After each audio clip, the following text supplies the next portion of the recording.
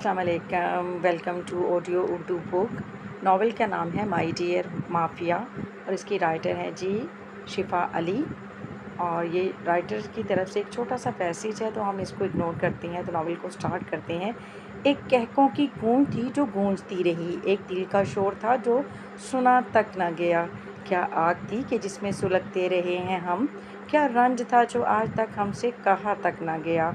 वो आईने में देखती, लबों पर सुर्ख लिपस्टिक लगा रही थी, शोल्डर कट बाल पुश पर फैले थे, काले लिबास में मलबूस वो लड़की किसी को भी दीवाना कर देने की हद तक खूबसूरत लग रही थी। मगर आज इसकी आंखें, हाँ वो खूबसूरत आंखें जिनके शहर में कोई भी गिरफ्तार हो जाए, आज वो आंखें किसी भी जज्बात से आरी नजर आईं। आज वो आंखें वीरान थी। इसकी मंगनी हो रही है किसी ऐसे शख्स के साथ जिसको वो जानती तक न थी। इसके घर वाले इसको अपने मकसद के लिए इस्तेमाल कर रहे थे।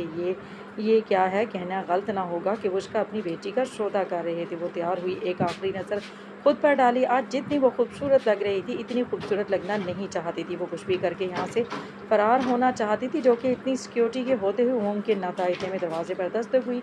बीबी जी, आपकी मोम आपको बुला रही हैं, आप तैयार होकर नीचे आ जाएं, नजमा हाउस हेल्पर ने बताया और वहाँ से चली गई। जबकि हानिया ने लंबी सर्द सांस खारिज की। आज इसको कड़वा घूंट पीना ही था। वो अपना महंगा वेलेंटिनो का क्लच उठाती हील के साथ टिक टिक करती बाहर निकली। इसने ब्लैक स्टाइलिश गाउन पहना हुआ था जिसमें इसकी गोरी दूधिया रंगत चमक रही थी।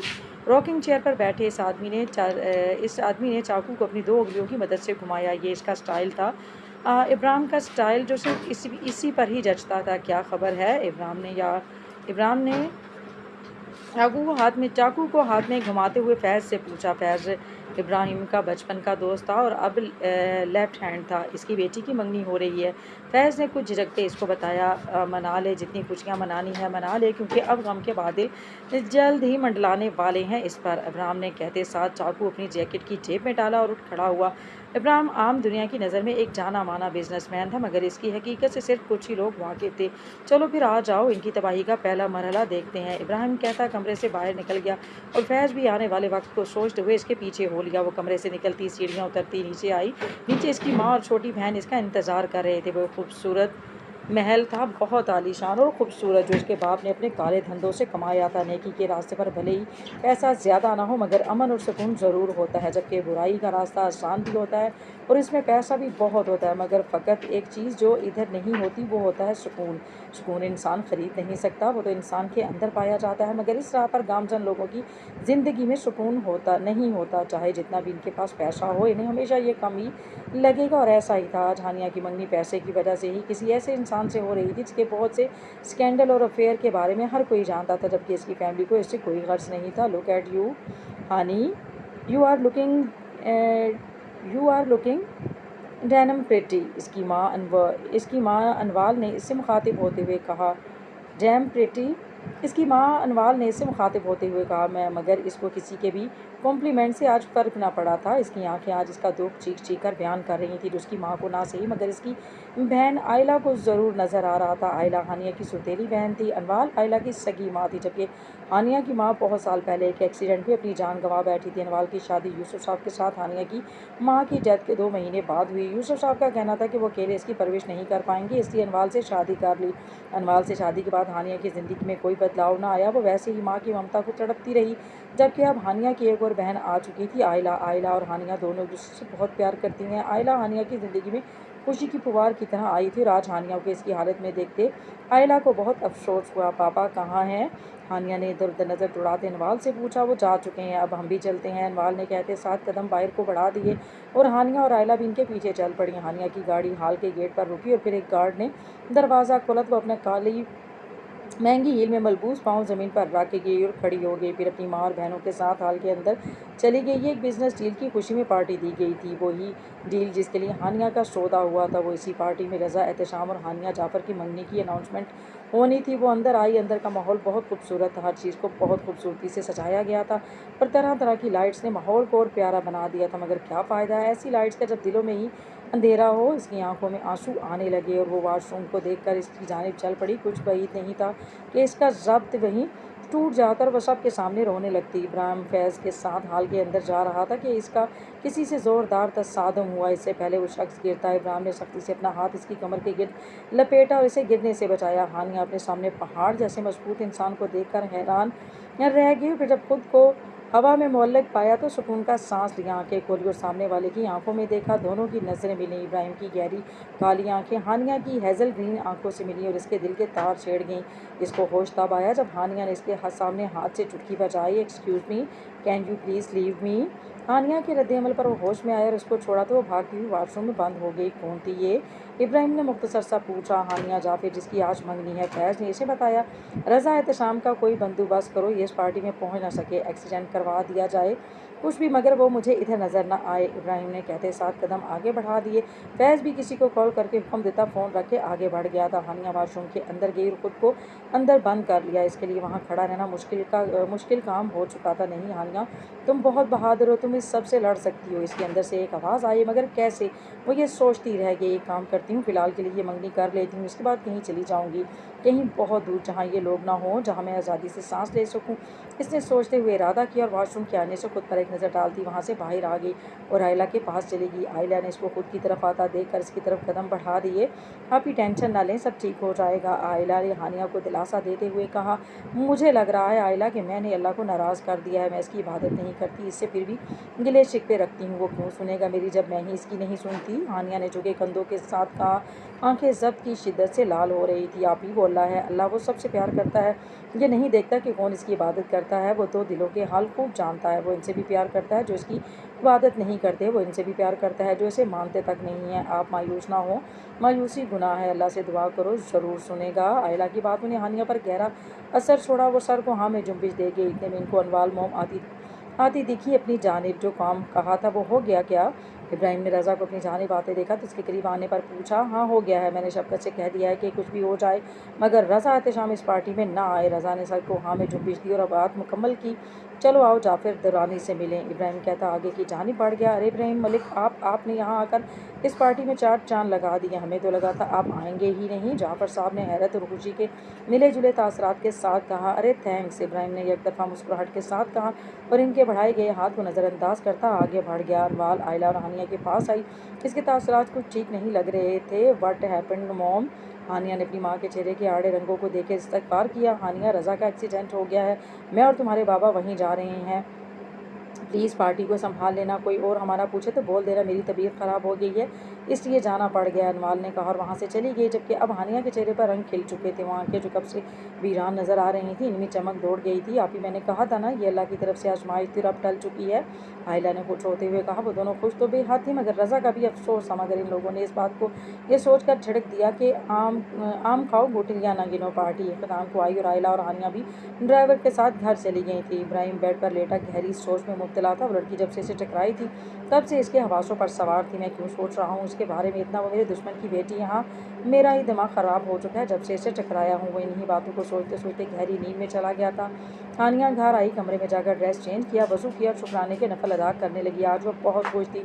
रज़ा नाम की आफत से जान जो छूटी थी। वो नमाज़ पढ़ती नहीं थी मगर तरीक़ाकार आता था। नवाल ने तो कभी इसके सामने नमाज नहीं पढ़ी थी। इसकी माँ ने इसको नमाज़ पढ़ना सिखाया था। वो बहुत नेक खातून थी। अगर आज वो ज़िंदा होती तो हानिया इतनी डिप्रेस्ड ना होती। इसकी माँ के जाने के बाद से हानिया ने नमाज़ पढ़ना भी छोड़ दी थी और गम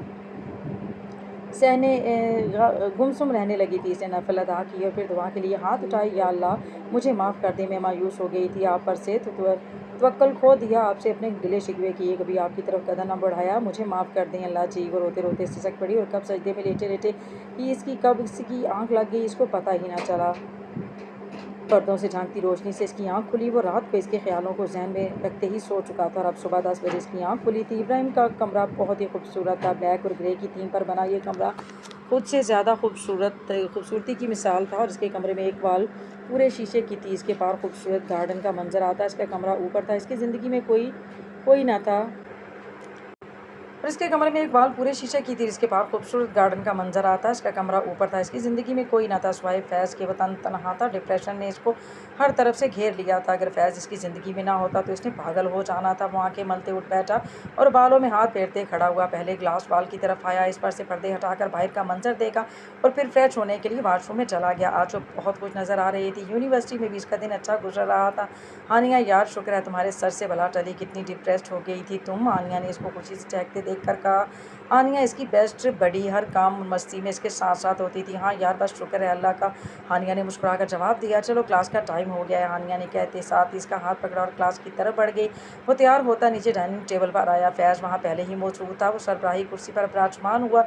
इब्राहिम बेहद पुरकशिश मर्द था। इसकी आंखें ही हर किसी को अपने शहर में जकड़ लेने को काफ़ी थी। 6 फीट 1 इंच कद, कसरती वजूद और हल्की घनी दाढ़ी। अगर वो कहीं से गुजरता तो लड़कियां इस मगरूर शहजादे को देखने के लिए पलट कर ज़रूर देखती थी। फैज़, मुझे हानिया जाफ़र की एक एक डिटेल चाहिए। क्या करती है, कहाँ कहाँ कब कब जाती है, कहाँ पढ़ती है, इसकी दोस्तों की इन्फॉर्मेशन, ईच एंड एवरीथिंग।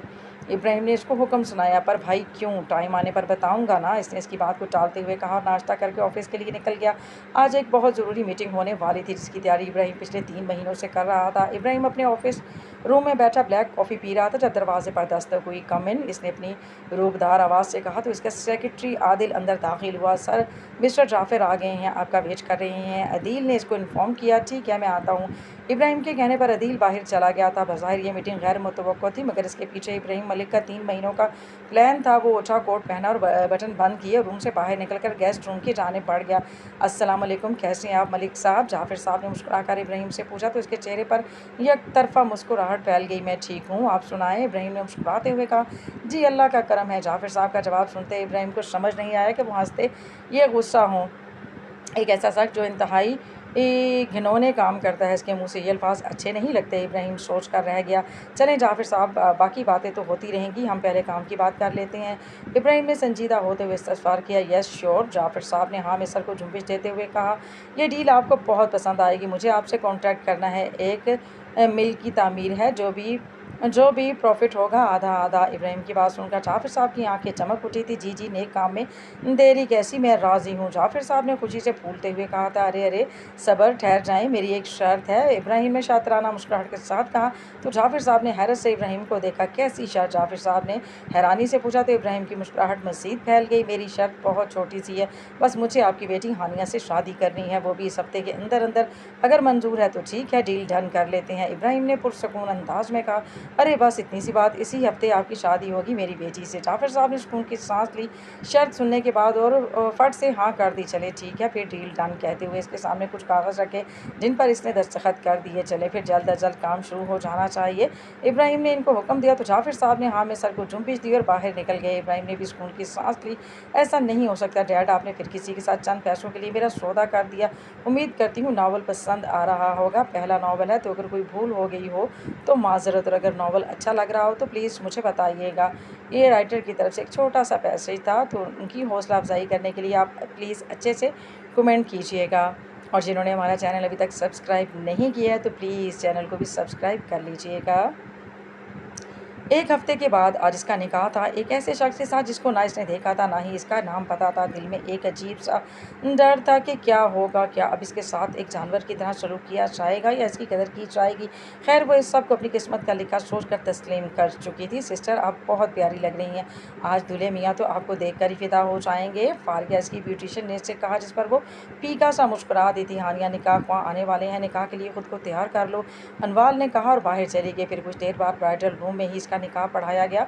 हानिया जाफ़र वल्द जाफ़र दुरानी, क्या आपको इब्राहिम मलिक वल्द आसिफ मलिक से सिक्कर आयजुल वक्त 50 लाख हक महर ये निकाह कबूल है? आंखें खोल लें। डैड, मैं आपकी बेटी हूँ, कौन करता है अपनी बेटी के साथ ये सब? ममा होती तो कभी ऐसा ना होने देती। जब हानिया को पता चला कि इसके डैड ने एक और डील साइन कर ली है इसके बदले में, तो वो गुस्से से पागल हो गई थी। चट्टा जाफ़र साहब का हाथ उठा और हानिया के गाल पर निशान छोड़ गया। कोई ऐसे बात करता है अपने बाप के साथ? बहुत आज़ादी मिल गई तुम्हें, एक हफ्ते में तुम्हारी शादी है, कोई बहाना ना चलेगा। अब दफ़ा हो जाओ मेरी नज़रों से, जाफिर साहब ने गरजदार आवाज़ में कहा तो हानिया सहम गई और अपने कमरे में बंद हो गई। या अल्लाह, मेरी मदद कर, मुझे इस आजमाइश से बाहर निकाल। अभी तो मैंने सुख का सांस लिया था पर अब ये मुसीबत आ गई है। हानिया ने रोते हुए अल्लाह से दुआ मांगी और वज़ू करने वाशरूम में घुस गई।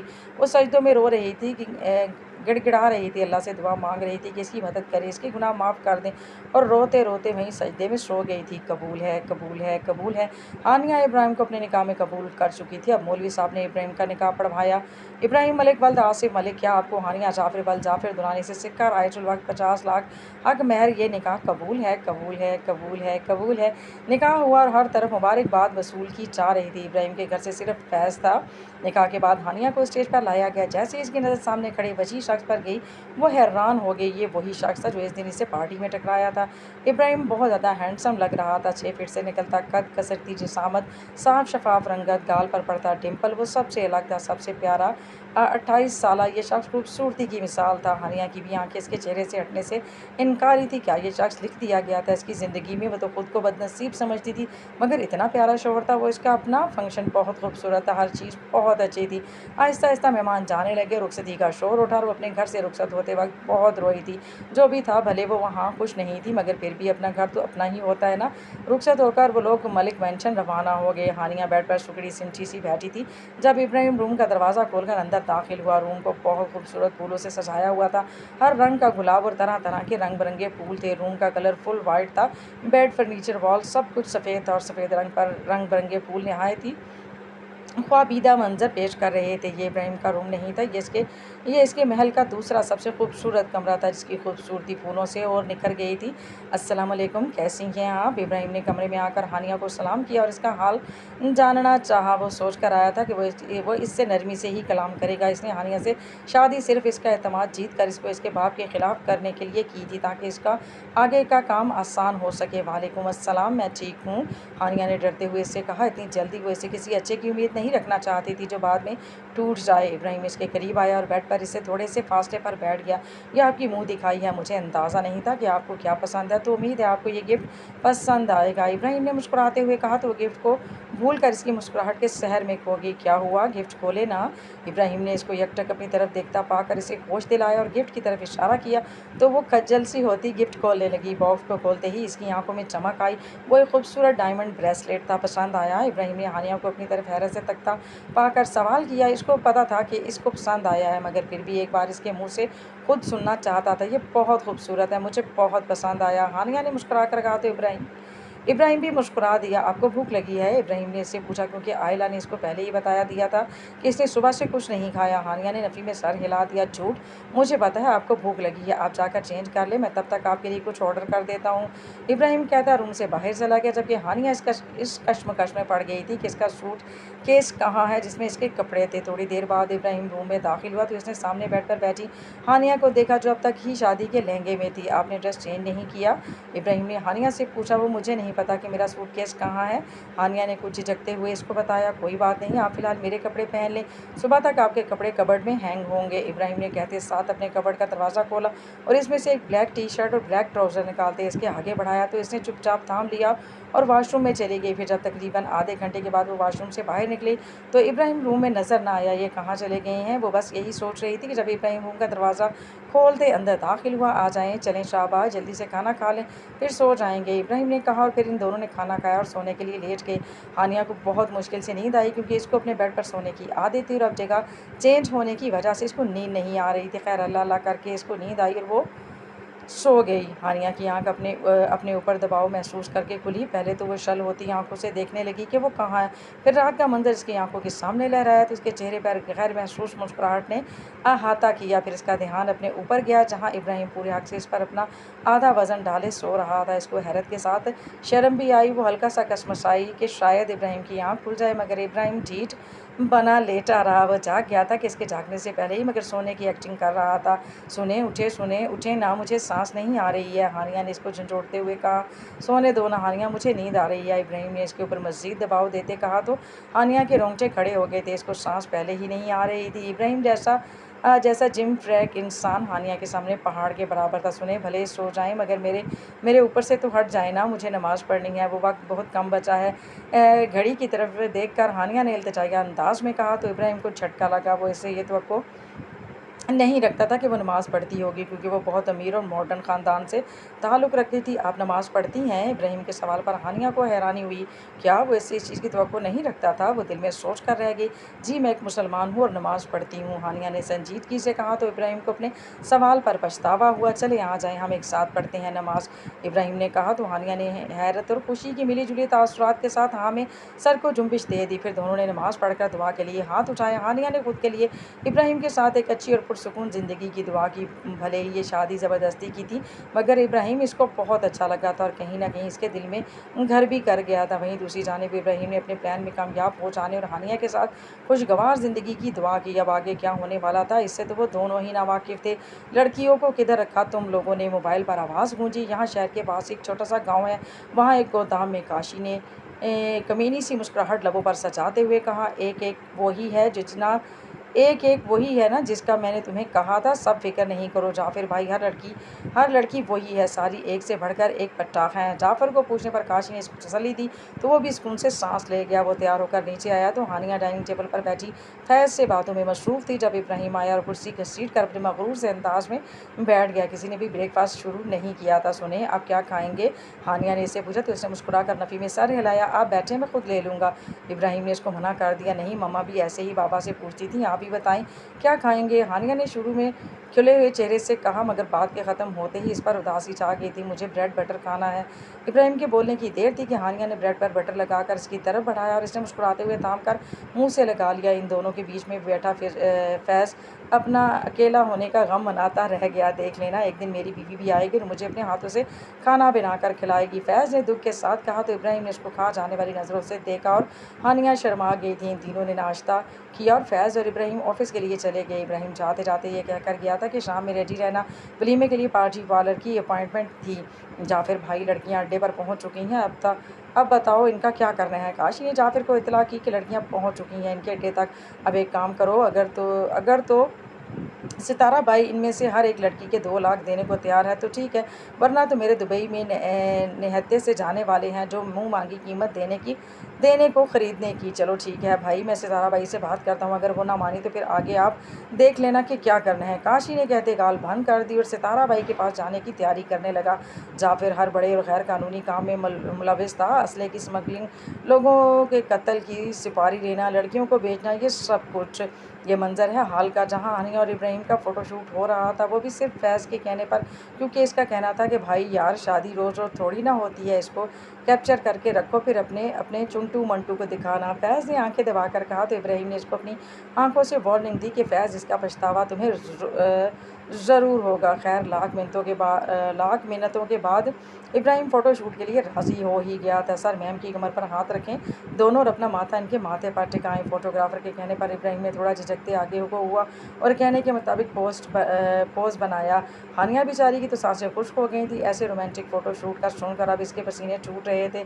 इब्राहिम को अपने इतने करीब महसूस करके अब फ़ोटोग्राफ़र ने अब पोज़ बताने लगा था। सर, मैम को खड़े खड़े सीधा ही गोद में उठाकर गोल घुमा लें। फ़ोटोग्राफ़र के कहने की देर थी। हानिया के कानों से धुएँ निकलने लगे और चेहरा लाल टमाटर की तरह लाल हो गया। इब्राहिम हल्का सा झुका और इसको अपनी बाहों में भरकर गोल घूमने लगा। जैसे ही वो घूमा तो ऊपर से गुलाब की पत्तियों की बारिश होने लगी और हानिया ने चेहरे को उठाकर मुस्कुराकर इस मंजर को एंजॉय किया। फ़ोटोग्राफ़र के कैमरे में एक और खूबसूरत मंजर कैद हो गया था। रात का फंक्शन बहुत अच्छा गुजरा। इब्राहिम के बिजनेस पार्टनर्स भी इस दावत में मदऊ किए गए थे। आयला अपनी डार्क ब्लू कलर की साड़ी का पल्लू संभालते चलते हुए आ रही थी कि इसका किसी से ज़ोरदार टकराव हुआ और वो खुद को संभालना पाई और ज़मीन बोस होने ही वाली थी कि किसी ने इसका हाथ पकड़कर झटके से खींचा तो वो कटी डाल की तरह आकर इसके सीने से टकराई। आप अंधे होंगे, देखकर नहीं चल सकते। आयला को पता था वो देखकर नहीं चल रही थी, मगर इसे सामने वाले पर ही इल्ज़ाम डाल दिया। ओहो मैडम, आंखें आपके पास भी हैं, आप ही इनका इस्तेमाल कर लें थोड़ा सा। फैज़ ने भी दूबदू जवाब दिया। वो आयला को इतने दिनों से देख रहा था, इसको पता था कि वो हानिया की बहन है और फैज़ को वो बहुत अच्छी लगी थी, इसलिए थोड़ा सा कसूर इसका भी था। टकराने वाले माँ इडियट, आयला ने मुंह बनाकर कहा और आगे बढ़ गई। हाय, बस भाई की शादी गुजर जाए फिर इनसे बात करता हूँ। अपनी फैज़ ठंडी सांस खारिज करके बोला, क्या हाल है सितारा भाई, धंधा कैसा चल रहा है तुम्हारा? काशी ने सितारा भाई से पूछा, जो झूले से एक टांग नीचे लटकाकर कुछ गुंडों जैसे अंदाज में बैठी थी। क्या बताऊँ? अरे काशी, मैं तुझे अगर ग्राहक नाराज़ हो रहे हैं कि सितारा बाई कोई अच्छा माल नहीं ला रही अपने कोटे पर सितारा बाई ने इसको अपना दुखड़ा सुनाया और काशी को अपना काम बनते हुए देखा। अरे सितारा बाई, बस इतनी सी बात, मैं हूँ ना, मैं तुम्हारी परेशानी का हल बताता हूँ। काशी ने मुस्कुराकर इसको देखते हुए कहा, मेरे पास बहुत खूबसूरत लड़कियाँ आई हैं, अगर तुम चाहो तो हम उससे तुम्हें भेज सकते हैं। काशी ने इसको बताया तो सितारा बाई की आंखें चमक उठी।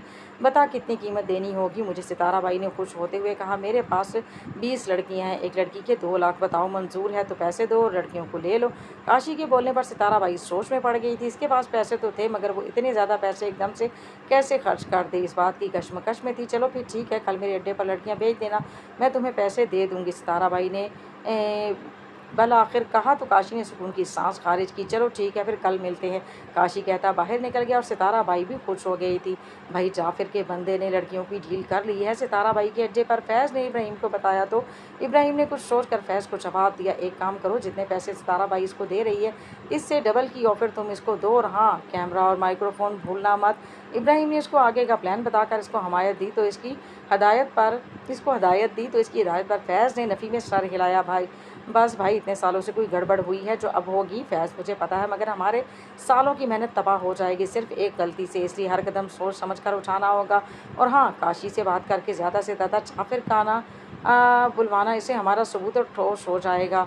इब्राहिम के कहने पर फैज़ ने हाँ में सर हिलाया और चला गया। काशी, तुम मुझे जानते नहीं हो अभी, बस इतना बताओ कितने पैसों में दोगे लड़कियां? फैज़ ने काशी को खुद की बड़ी हस्ती होने का यकीन दिलाया और इससे सवाल किया, मैंने सितारा बाई से 2 लाख एक लड़की के मांगे थे, अब अगर तुम्हें चाहिए तो तुम 4 लाख में ले लो, क्योंकि वहाँ से डील कैंसिल होगी तो हमें सितारा बाई के आदमियों से ख़तरा होगा। काशी ने अपनी मांग रखी तो कैफ के चेहरे पर एक तरफा मुस्कुराहट फैल गई। ठीक है, जहाँ बताया जाए वहाँ लड़कियाँ भेज देना, वहीं हाथ के हाथ कैश मिल जाएगा तुम्हें। कैफ ने डील कर ली थी और सारी आवाज़ें भी रिकॉर्ड हो चुकी थी। अब सितारा बाई ने भी पकड़े जाना था। वो लड़कियों को अपने आदमियों से अगवा करवा कर अपने कोठे में लाती और फिर वहाँ इनसे ज़बरदस्ती घिनौने काम करवाती। मगर हर बुराई पर एक दिन ज़वाल आता है और इन पर ज़वाल लाने वाला कोई और नहीं बल्कि इब्राहिम ही होगा। और जाफिर की और भी बहुत सी इन्फॉर्मेशन इन लोगों को चाहिए थी, इन सब के खिलाफ सबूत चाहिए थे।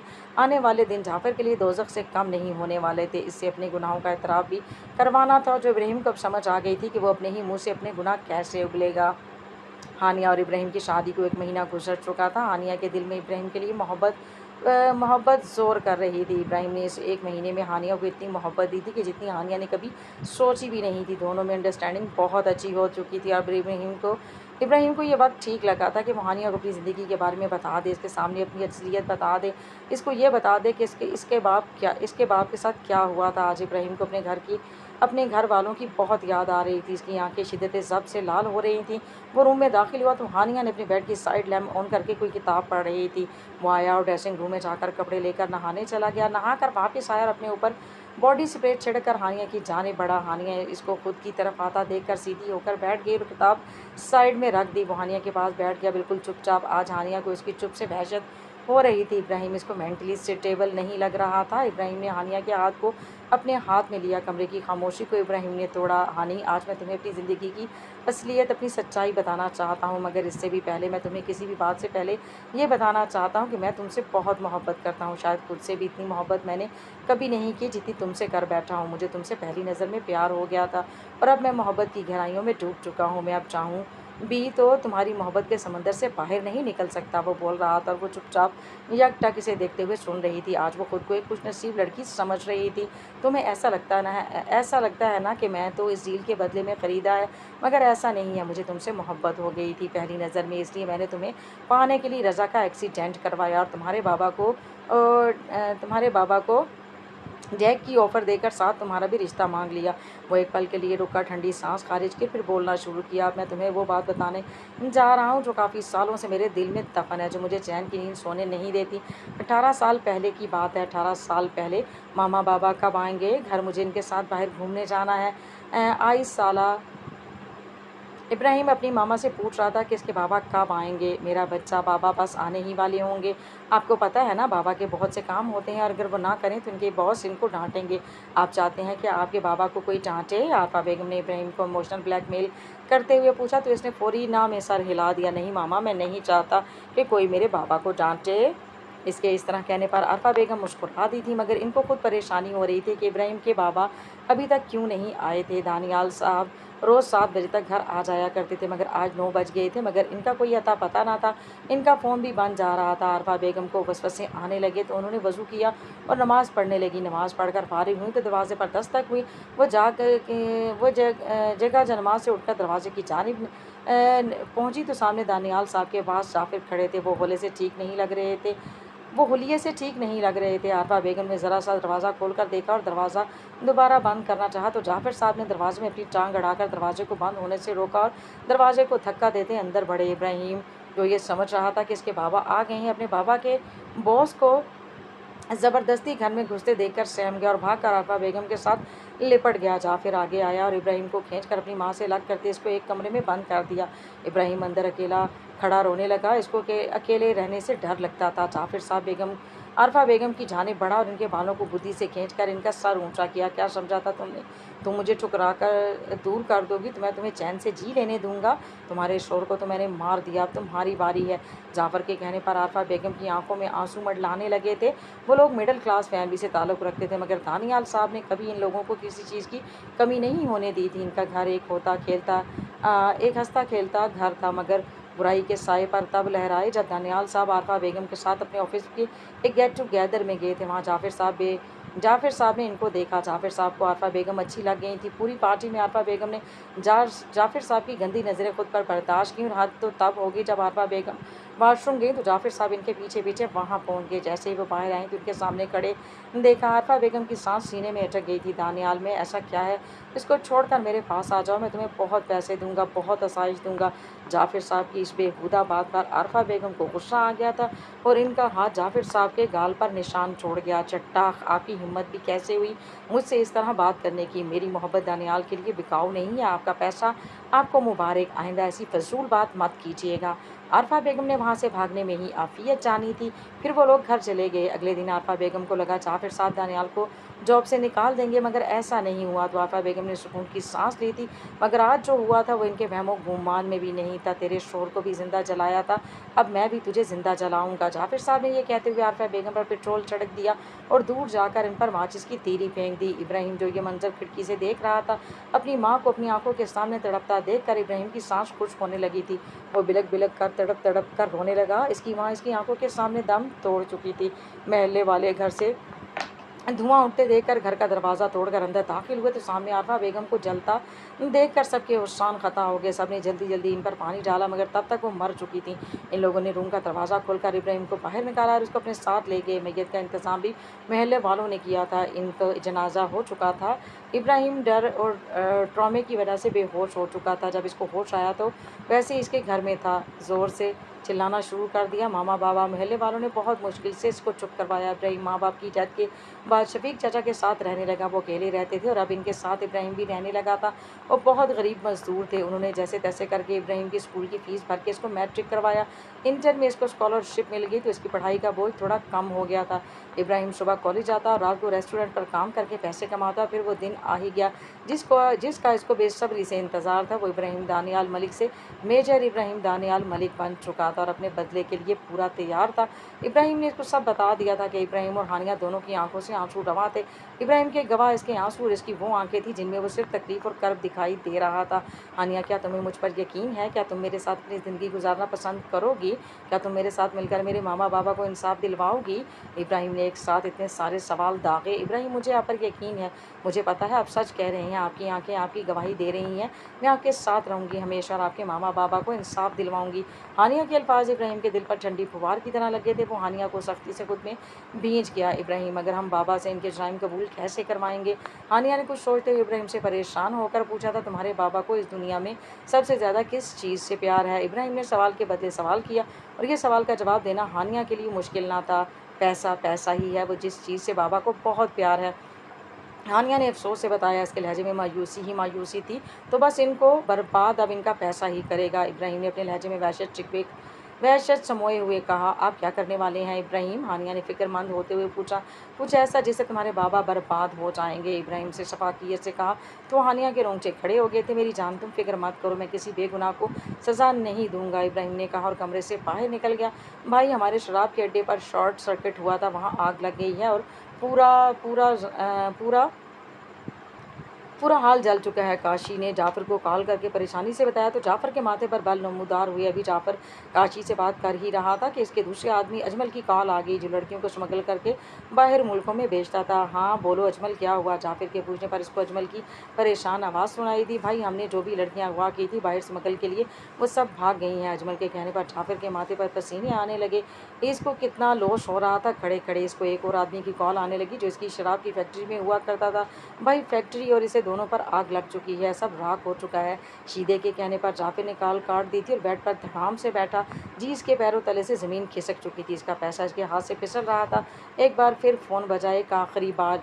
जी जाफिर, सब तबाह हो गया। सब कुछ तबाह हो चुका है। जिस पर आपको नाज था, जिस पर आपको गरूर था, सामने से किसी के तन सी भरपूर बात पर जाफिर मलिक में हलक में कांटे चुभने लगे। देखो कौन हो तुम, ऐसे क्यों कर रहे हो, क्या बिगाड़ा है मैंने तुम्हारा?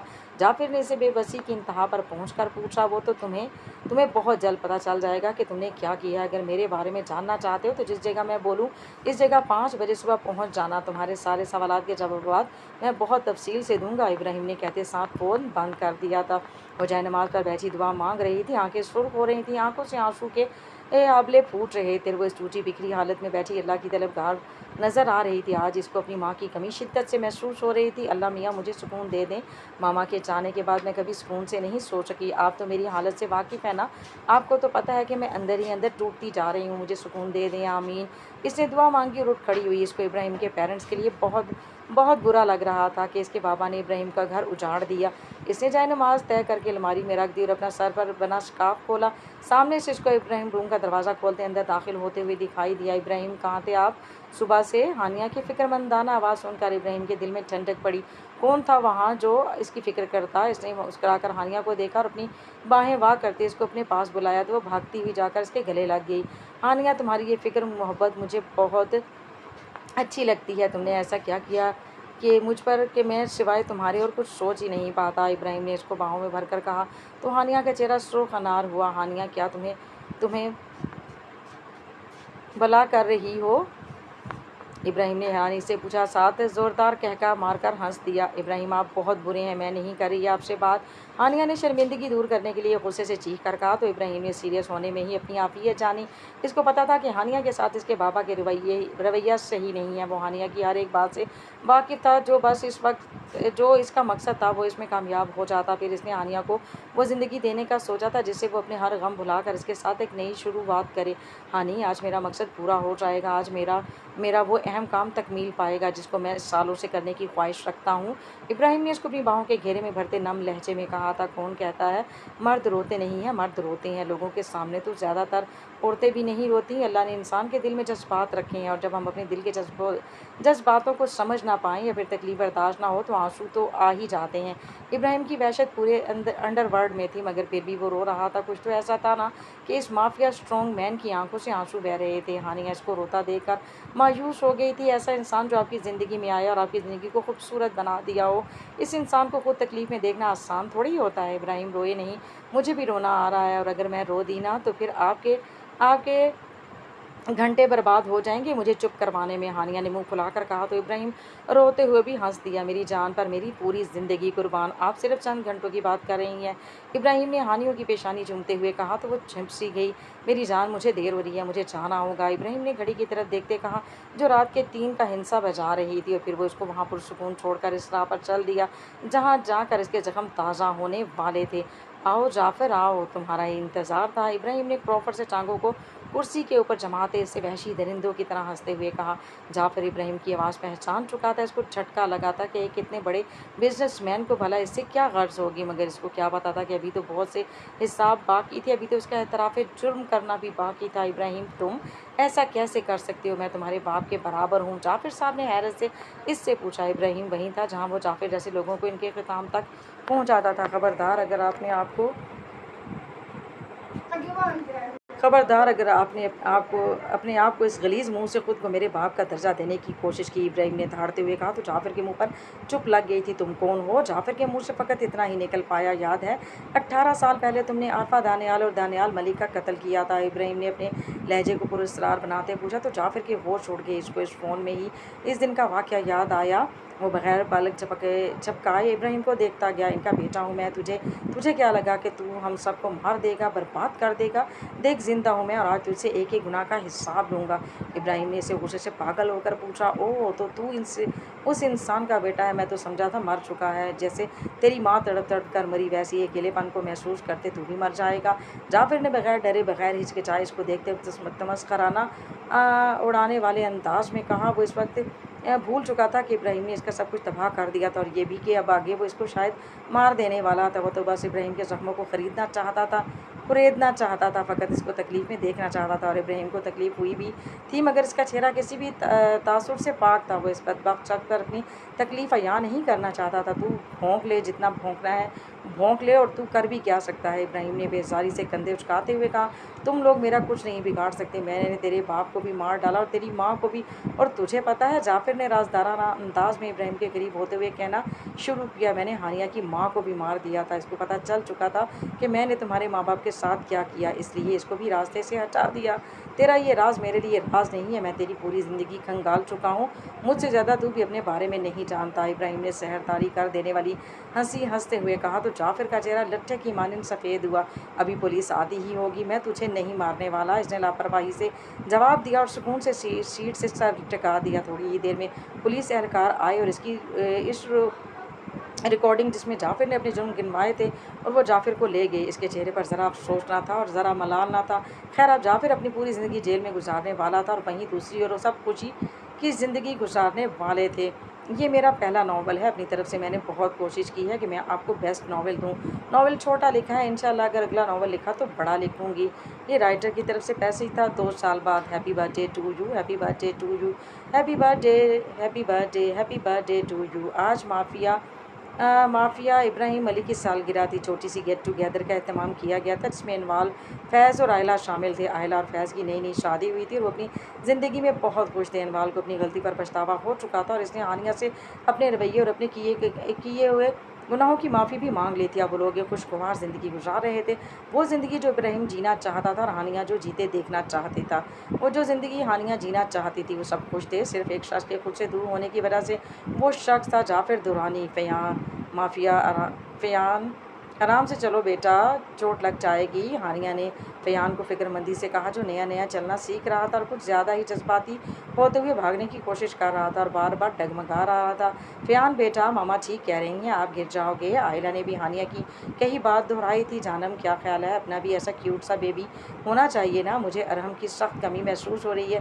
फैज़ ने आयला को तंग करते हुए आंख दबाते हुए कहा। इसकी इस बेबाक बात पर आयला का ढेर और शर्म ने आन घेरा था। बस कर जाएं फैज़, कहीं तो बाज आ जाया करें। आयला ने शर्म से इधर उधर देखते हुए कहा, अच्छा जानब, अब ऐसा ही है तो ऐसा ही सही। फैज़ ने मासूमियत से कहा।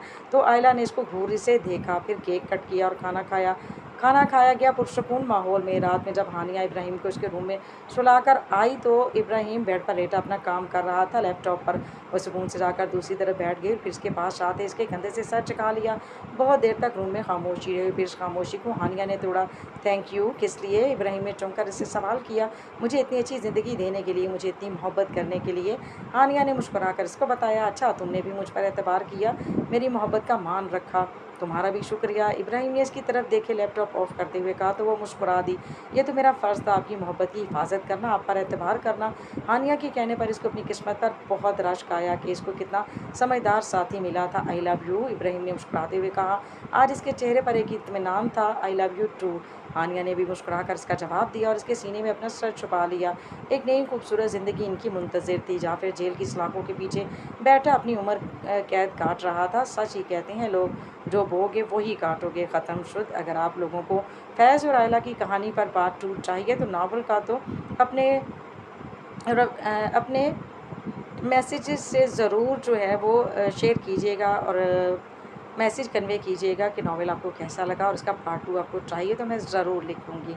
ये राइटर की तरफ से था। तो लास्ट में मुझे दीजिए इजाज़त और अपनी कीमती राय का इज़हार ज़रूर कीजिएगा ताकि राइटर की हौसला अफजाई हो सके। तो जहाँ रहें खुश रहें, आबाद रहें।